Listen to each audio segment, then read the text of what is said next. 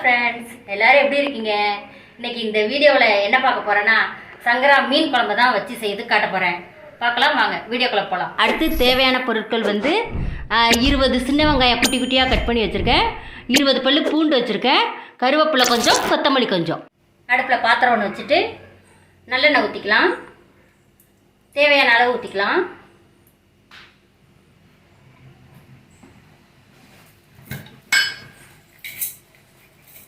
கடுகு 1/4 டீஸ்பூன் போட்டுக்கலாம். கடுகு பொரியட்டும். அடுத்து வெந்தயம் போட்டுக்கலாம், 1 டீஸ்பூன் ஃபுல்லாக போட்டுக்கலாம். வெந்தயமும் சேர்ந்து பொரியட்டும்.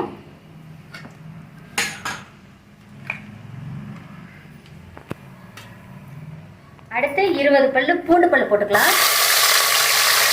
கருவேப்பிலையும் போட்டுக்கலாம். சேர்ந்து நல்லா பொரியட்டும்.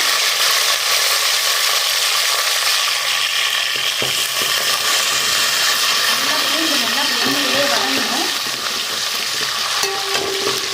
அப்போதான் மீன் குழம்பு நல்லா வாசமாக இருக்கும்.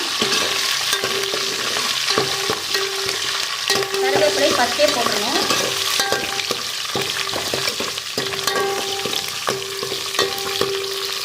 பாதி பொரிஞ்சோன்னா வெங்காயம் போட்டுக்கலாம். சின்ன வெங்காயம், மீன் குழம்புக்கு சின்ன வெங்காயம் தான் போடுவாங்க.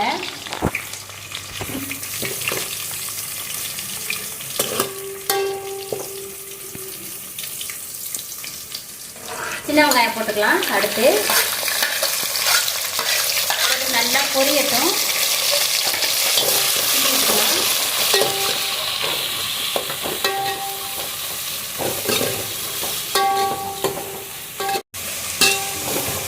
வெங்காயம் நல்லா வதங்கட்டும். மூடி போடலாம், அப்பதான் சீக்கிரம் வதங்கும். இது போல வெங்காயம் பொரிஞ்சு வரணும்.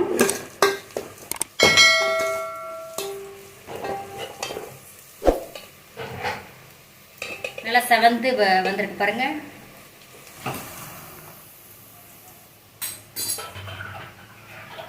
புளி தண்ணி கரைச்சி வச்சிருக்கேன். அதில் மல்லித்தூள் 3 ஸ்பூன், மிளகாத்தூள் 2 ஸ்பூன், தக்காளி 2 தக்காளி போட்டிருக்கேன். இதில் பிசைஞ்சு விட்ருக்கேன். இதை இப்போ ஊற்றிக்கலாம். உப்பு இதிலேயே போட்டிருக்கேன்.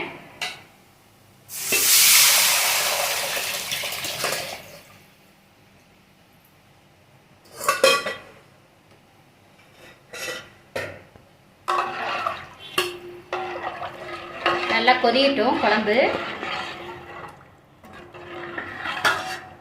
அதுக்குள்ளே தேங்காய் அரைச்சிட்டு வந்துடலாம். 3/4 கிலோ சங்கரா மீன் எடுத்துருக்கோம். குழம்பு கொதிஞ்சிச்சான்னு பார்க்கலாம். இந்த மாதிரி திக்காக குழம்பு கொதிஞ்சிருக்கணும். இப்போ இதில் 1 மூடி தேங்காய், 1 மூடி தேங்காய், பெரிய வெங்காயம் பாதி கட் பண்ணி போட்டிருக்கேன், 10 பூண்டு பல்லு போட்டிருக்கேன், போட்டு அரைச்சிருக்கேன், மிக்சியில் அரைச்சிருக்கேன் நைஸாக. அதை இப்போ கொட்டிக்கலாம். குழம்புல அரைச்சி ஊற்றிக்கலாம்.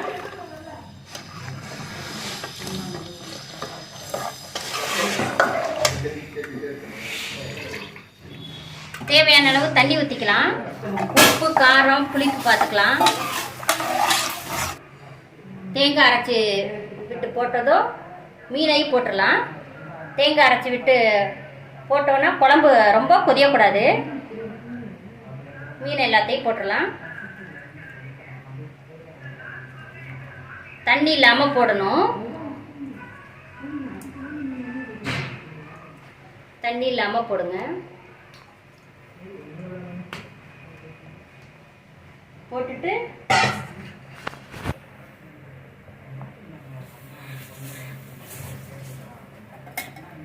மூடி வச்சிடலாம். குழம்பு நல்லா கொதிஞ்சிருச்சு.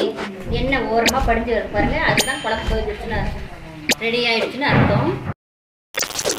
கொத்தமல்லி போட்டு இறக்கிடலாம். இந்த வீடியோ பிடிச்சிருந்துச்சுன்னா லைக் பண்ணுங்கள், ஷேர் பண்ணுங்கள், சப்ஸ்கிரைப் பண்ணுங்கள். அடுத்த வீடியோவில் பார்க்கலாம். பாய்.